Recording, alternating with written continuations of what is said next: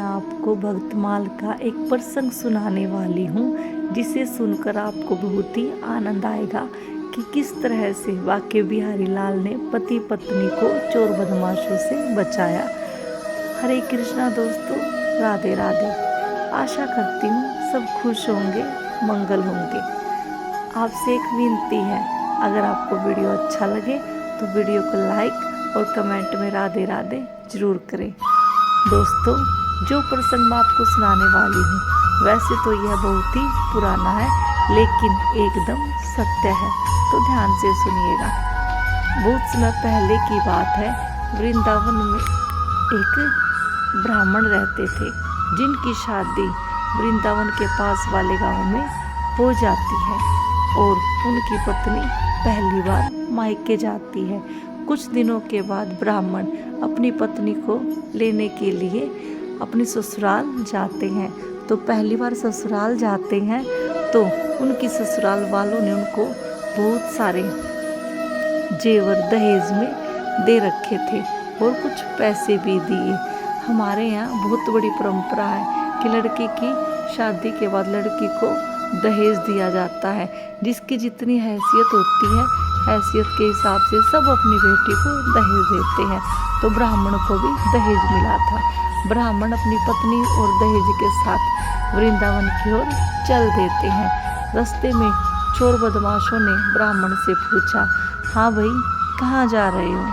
तो ब्राह्मण ने कहा, मैं वृंदावन का वासी हूँ, वृंदावन अपनी पत्नी को लेकर जा रहा हूँ। मेरी पत्नी पहली बार मायके आई थी, तो आज मैं अपनी पत्नी को घर लेके जा रहा हूँ।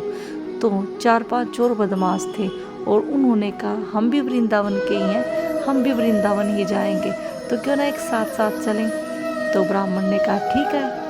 तो चोर बदमाश ब्राह्मण और उसकी पत्नी के साथ चल देते हैं। कुछ दूर जाने के बाद चोर बदमाश ब्राह्मण को कहते हैं, भाई, इस रास्ते से चलते हैं, ये रास्ता छोटा भी है और जल्दी पहुंच जाएंगे और आसान भी है। तो ब्राह्मण ने कहा, नहीं नहीं, मुझे इस रास्ते के बारे में नहीं पता, तो मैं इस रास्ते से नहीं जाऊंगा। और दूसरी बात, मैं तुम्हें जानता भी नहीं हूँ कि कहाँ रहते हो, कह रहे हो वृंदावन में रहते, लेकिन मैं तो नहीं जानता। तो चोर बदमाशों ने बड़ा ही प्यारा सा जवाब दिया, हम आपको जानते हैं, क्या हुआ, आप हमें नहीं जानते? तो ब्राह्मण ने सोचा, कोई नहीं, ये मुझे जानते हैं, मैं नहीं जानता, कोई बात नहीं। तो चोर बदमाशों ने कहा, चलो इसी रास्ते से चलते हैं। ब्राह्मण ने फिर मना किया, नहीं नहीं, मैं नहीं जाऊंगा, और वैसे भी कौन जाने तुम कहाँ से हो। तो चोर बदमाशों ने कहा, अपने बीच में हम बांके बिहारी लाल को ले लेते हैं, बांके बिहारी हमारे साक्षी हैं, अब चल पड़ो।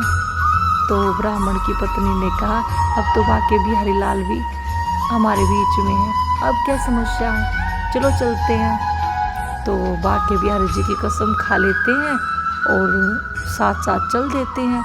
अब थोड़ी दूर चलने के बाद बहुत ही घना वन आता है, जहाँ पर चोर बदमाश ब्राह्मण को चोट मारकर मार गिराते हैं और ब्राह्मणी का हाथ पकड़कर खींचे चले जाते हैं।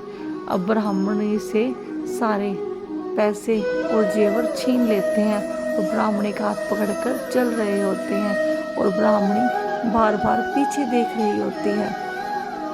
तो एक चोर ने कहा, तू पीछे बार बार क्या देख रही है?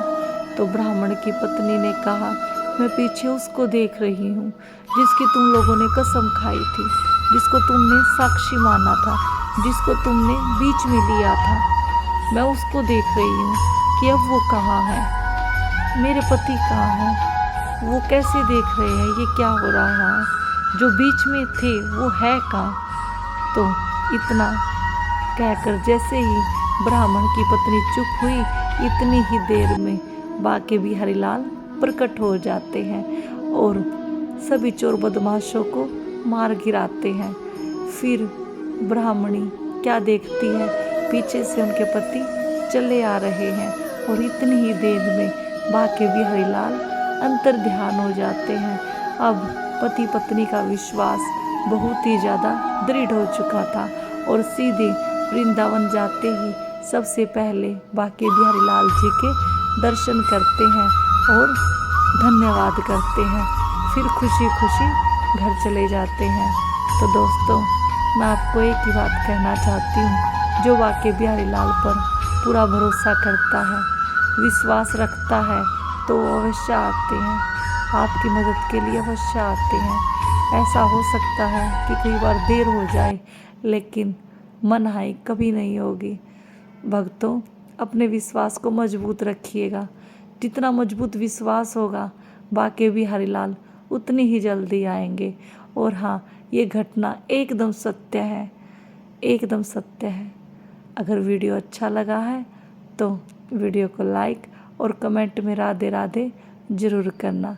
मिलते हैं अगली वीडियो में, तब तक के लिए राधे राधे, जय श्री कृष्णा।